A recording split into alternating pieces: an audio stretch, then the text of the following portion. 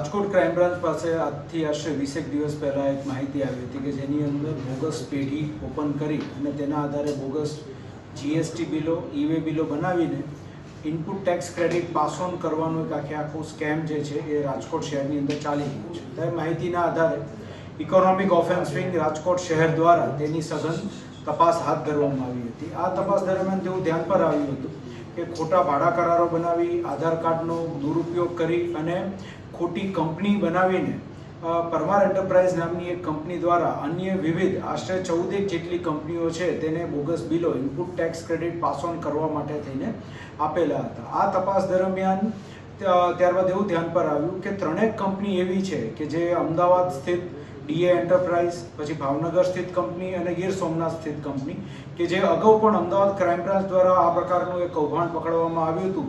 તે કૌભાંડની અંદર Dhruvi enterprise main કલ્પ્રેટ company હતી. તેમની સાથે પણ આ પ્રકારનું એક આખું બોગસ બિલિંગનું કૌભાંડ આચરેલું છે.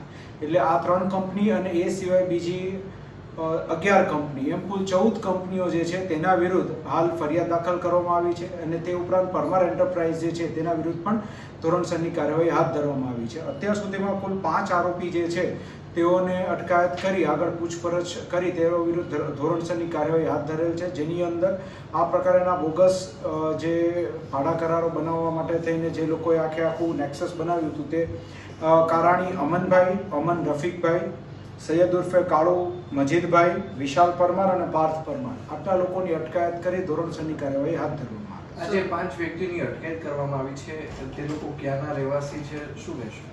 આમાંથી જે અલગ અલગ વિસ્તારના રહેવાસી છે, જેમાં કારાણી અમન જે છે તે સુરેન્દ્રનગરનો રહેવાસી જે છે, અમન જે છે એ રાજકોટનો, સૈયદ અગેન આપણે અહીંયા હાલ રાજકોટની અંદર રહે છે, વિશાલ પરમાર અને પાર્થ પરમાર જે છે એ બંને લોકો સુરેન્દ્રનગર બાજુના રહેવાસી છે. કઈ રીતે આખું કૌભાંડિંગ, કેવી રીતે બોગસ બિલિંગ એટલે કેવી રીતે કરતા હતા?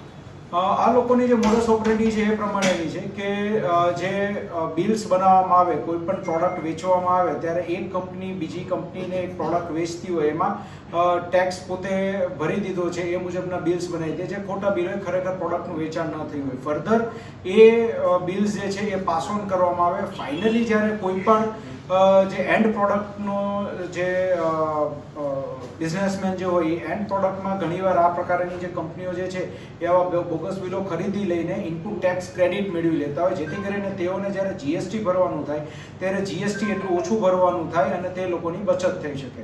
તો આ એક 3 અલગ અલગ પ્રકારના કૌભાંડમાંનું આ એક કૌભાંડ છે કે જે આપણે અત્યારે પકડ્યું છે. આ ઉપરાંત અમારી પાસે બીજી પણ અન્ય આવી 4 થી 5 પેઢીઓની માહિતી છે કે જે લોકો આ પ્રકારના બોગસ ટેક્સ ક્રેડિટ કૌભાંડ સાથે જોડાયેલા છે, તેની પણ તપાસ શરૂમાં છે, જેના વિરુદ્ધ આગળ ભવિષ્યમાં કાયદેસર કાર્યવાહી કરવામાં આવશે. સર, એક સાથે દરોડો કરવામાં આવ્યો તો મોટી કાર્યવાહી, અત્યારે શું સ્ટેટસ છે? કાર્યવાહી ચાલુ છે કે કઈ સ્થળોએ આ દરોડો?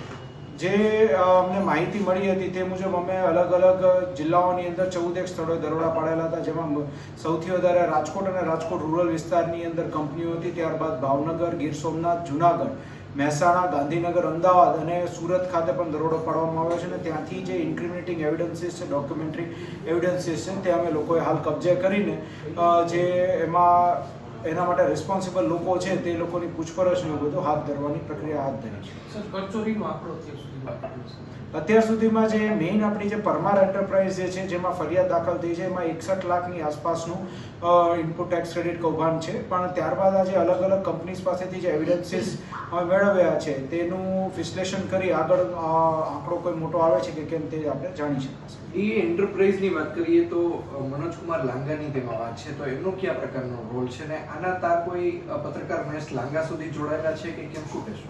હાલ અમારી જે તપાસ છે તેમાં જે 3 અલગ અલગ કંપનીઓ એવી છે કે જે અગાઉ પણ અમદાવાદ ક્રાઇમ બ્રાન્ચના ગુનાઓમાં સંડોવાયેલી છે